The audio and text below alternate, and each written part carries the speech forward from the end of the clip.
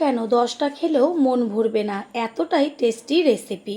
তাও আবার কোনো রকম তেল ছাড়া কয়েক মিনিটের মধ্যেই তৈরি হয়ে যাবে হেলদি ও টেস্টি রেসিপি। বাচ্চারা একদিন খেলে প্রতিদিনই টিফিনে নিয়ে যাবার জন্য বায়না করবে, সেটা আমি গ্যারান্টি দিয়ে বলতে পারি। প্রতিদিন মশলা জাতীয় খাবার না খেয়ে তৈরি করে ফেলুন এরকম একটা রেসিপি। নমস্কার বন্ধুরা, শ্বশুর বৌমা রান্নাঘর অ্যান্ড ব্লগ চ্যানেলে সকলকে স্বাগত। তাহলে কি করে তৈরি করব সেটাই দেখে নেওয়া যাক। প্রথমেই এইখানে আমি দুটো ডিম নিয়েছি। এবার একটা বড় বোলের মধ্যে আমি দুটো ডিমকে ভেঙে নেব। আমি এইখানে দুটো ডিম ব্যবহার করেছি। আপনারা চাইলে দুটোর বেশি বা দুটোর কম একটা দিয়েও তৈরি করতে পারেন, তবে পরিমাণ অনুযায়ী টিফিনের ডিমের পরিমাণটা দিতে হবে। ডিমটা একটু যদি বেশি দেওয়া হয় তাহলে বেশি ভালো লাগে খেতে, আর স্বাস্থ্যের পক্ষেও তো ডিম কতখানি উপকারী। দুটো ডিম ভেঙে নিয়েছি। এবার একটা হ্যান্ড উইন্সের সাহায্যে ভালোভাবে ডিমটাকে ফেটিয়ে নেব। যদি হ্যান্ড উইন্স না থাকে হাতের কাছে চামচ দিয়েও ভালো করে ডিমটাকে ফেটিয়ে নিতে হবে। ঠিক এইভাবে একটু সময় নিয়ে ডিমটাকে ফেটাবো, তাহলে কি হবে, টিফিন বা নাস্তাগুলো দারুণ সুন্দর ফুলবে। ডিমের মধ্যে দিয়ে দেব 3 চা চামচ পরিমাণ চিনি। মিষ্টিটা যে যেমন খাবেন কম বেশি করে চিনির ব্যবহারটা করবেন। দেব ছোটো চামচের 1 চা চামচ পরিমাণ গোলমরিচ গুঁড়ো আর ছোটো চামচের 1 চামচ পরিমাণ লবণ। এবার গোলমরিচ গুঁড়ো আর লবণ ডিম একসাথে ভালো করে ফেটিয়ে নেব। গোলমরিচের গুঁড়োটা দিলে কি হবে, এটা যেহেতু মিষ্টি দেওয়া হয়েছে, মিষ্টি লবণ আর একটু বেশ ঝাঁঝ লাগবে, এটাতে খেতে বেশি টেস্টি হয়। আপনারা চাইলে এইখানে দারচিনির গুঁড়ো ব্যবহার করতে পারেন। চিনি, লবণ ও গোলমরিচ গুঁড়োটা দেওয়ার পরে ডিমের সাথে একটু সময় নিয়ে ভালো করে মিশিয়ে নেব। সকালবেলা আমাদের গৃহিণীদের হাতে একদমই সময় থাকে না। অল্প সময়ের মধ্যে যদি টেস্টি রেসিপি তৈরি করতে চান, চট জলদি এই রেসিপিটা তৈরি করে ফেলুন। একদম হাতে গোনা 5 মিনিট। এবার এর মধ্যে দিয়ে দেব মাঝারি সাইজের বাটির 1 বাটি পরিমাণ আটা। এখানে চাইলে আপনারা ময়দাও ব্যবহার করতে পারেন, তবে আটা দিয়ে করলে পরে স্বাস্থ্যের পক্ষে ভীষণ ভালো।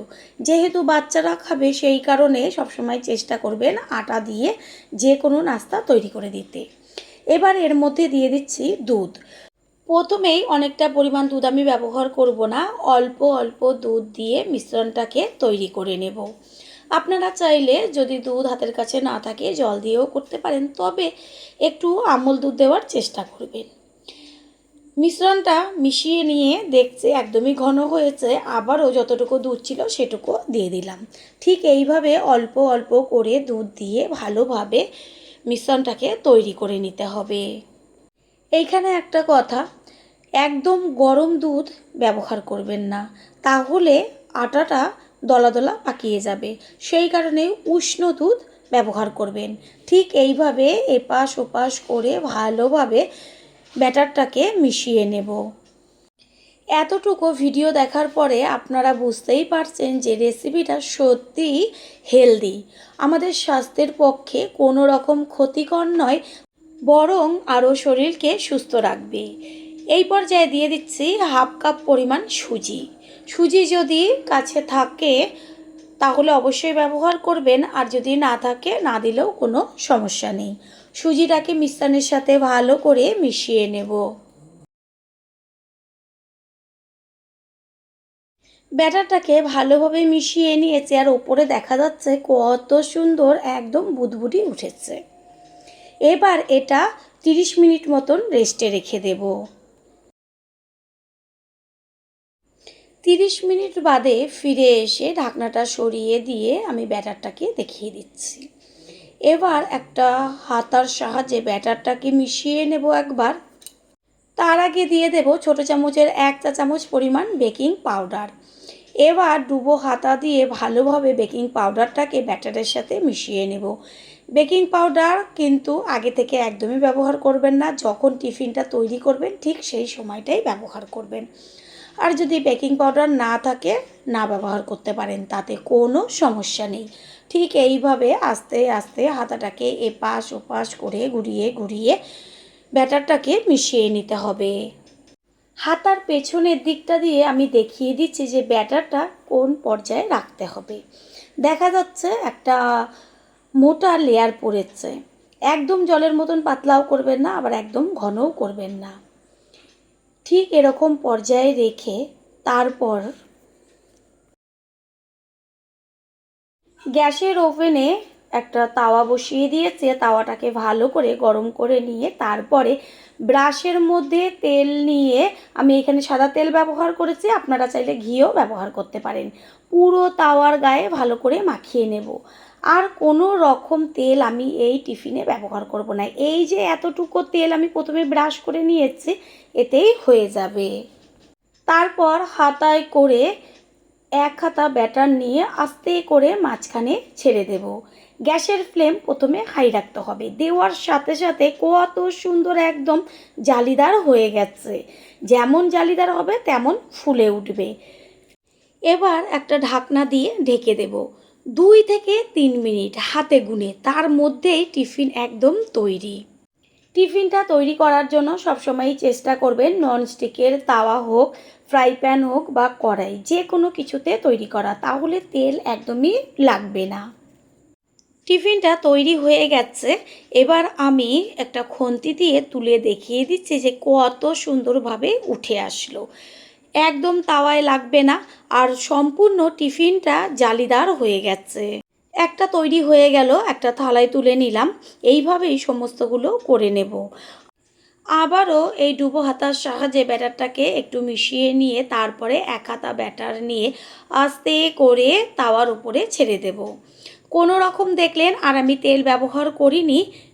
যখনই ব্যাটারটা তাওয়ায় দেবেন তার আগে একটু ভালো করে হাতা দিয়ে মিশিয়ে নেবেন, না হলে নিচে বসে যাবে। দেখাই যাচ্ছে যে তাওয়ার ওপরে দেওয়া মাত্রই অসংখ্য জালিদার হয়ে গেছে টিফিনটা। আর একটুখানি ঢাকা দিয়ে দিলে পরে সুন্দরভাবে ফুলে উঠবে। এবার আবারও একইভাবে 2-3 মিনিটের জন্য ঢাকনা চাপা দিয়ে দেব। পুরনো বন্ধুদের সবসময় আমাদের পাশে এইভাবে ভালোবেসে থেকে এগিয়ে নিয়ে যাবার জন্য অনেক অনেক ভালোবাসা। 2-3 মিনিট বাদে ঢাকনাটা সরিয়ে দিয়েছি, আর দেখা যাচ্ছে যে একদম সুন্দর ফুলে উঠেছে। প্রথমবার যারা আমাদের চ্যানেল ভিজিট করছেন তাদের আন্তরিক শুভেচ্ছা ও অনেক ভালোবাসা। আমাদের রেসিপিগুলো যদি ভালো লেগে থাকে সাবস্ক্রাইব করে দেওয়ার অনুরোধ রইল, ও পাশে থাকা বেল আইকনে ক্লিক করলে পরবর্তী ভিডিওগুলো সবার আগে আপনাদের কাছে পৌঁছে যাবে।